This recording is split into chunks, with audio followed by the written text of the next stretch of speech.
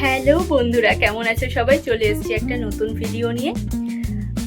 আজকে সকালবেলা ভাবলাম যে একটু হেলদি কিছু খাওয়া যাক, কারণ সব সময় আমি আনহেলদি খাবার খেতে থাকি, যেটা তোমাদের সাথে শেয়ারও করি বানানোর পর কেমন হলো কি হলো সমস্ত কিছু দেখাই।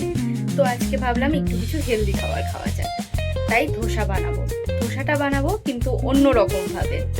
তো রেডি তোমরা দেখার জন্য? দাঁড়াও দেখাচ্ছি কি করে বানানো। আর হ্যাঁ বন্ধুরা, আমার ভিডিও যদি তোমাদের ভালো লেগে থাকে তাহলে প্লিজ লাইক করে আমার চ্যানেলকে সাবস্ক্রাইব করে দিও। আগের দিন রাতেই কাঁচা ছোলা, স্প্রাউটস, তারপর চাল ভিজিয়ে রেখেছিলাম, যাতে পরের দিন সকালে মিক্সিতে পেস্ট করতে ব্যাপারটা পুরো ইজি হয়ে যায় আর চালগুলো যাতে সুন্দর মতো পেস্ট হয়ে যায়।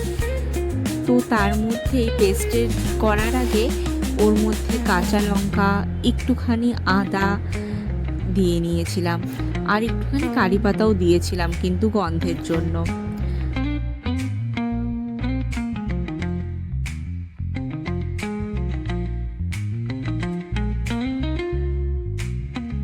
সুন্দর মতো পেস্ট করা হয়ে গেছে। তারপর ওর মধ্যে স্বাদ মতো লবণ, টক দই, একটু গরম মশলা আর একদম 1 চিমটি জিরা গুঁড়ো দিয়ে নিয়েছিলাম, আর হ্যাঁ অল্প সোডাও দিয়েছিলাম। তারপর আবার সেটাকে মিশিয়ে নিলাম। সমস্ত কিছু মিশিয়ে নেওয়ার পর এবার এটাকে ফ্রাই করার পালা।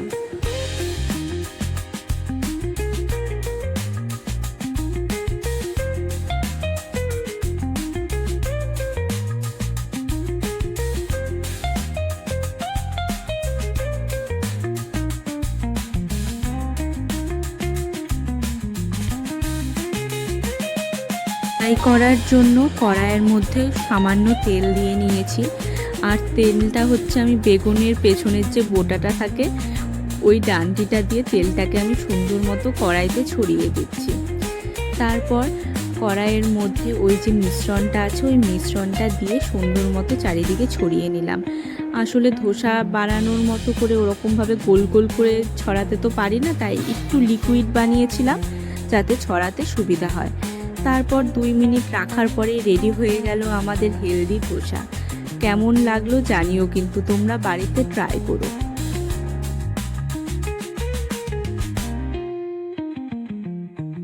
মা সকালে রাজমা বানিয়েছিল, সেই রাজমাটা দিয়েই আমি এই ধোসাটা খেয়েছিলাম। ধোসাটা কিন্তু যথেষ্ট হেলদি আর সকালে ব্রেকফাস্টের জন্য উপযুক্ত। দেখা হবে তোমাদের সাথে অন্য কোনো ভিডিওতে। ভালো থেকো, টাটা।